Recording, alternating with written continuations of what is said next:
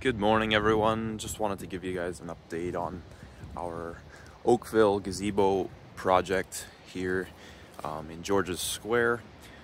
We tore down the existing historical gazebo, built almost exactly like this one.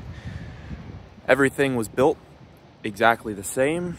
We put new footings in the ground according to the engineer's requirements on all 8 of those locations, plus one in the middle.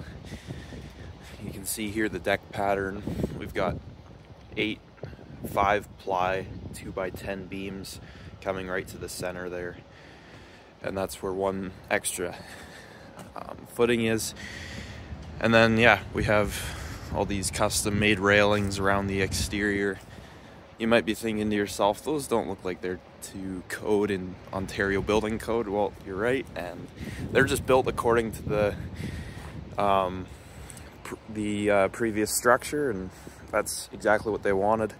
They didn't want to change anything. Kids can climb on those, which is the only problem that Ontario would have with that, but hey, it's their problem now. And then we got this roof. We've got these half-round lid nap eavesdrop, which we love to use on our higher end projects.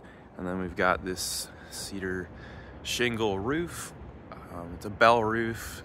Definitely adds some difficulty in the installation. We spent a lot of time on that. And then these hips we got with that hip cap. And then you can see up there, there's some venting.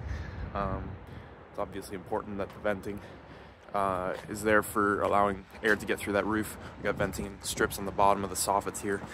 It goes right up to the roof. And then there's that awesome copper finial we got. It's I think a 30-inch solid copper finial. Beautiful, stands tall on the top of that.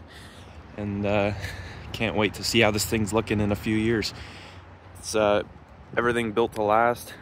Beautiful structure we have here in the awesome town of Oakville.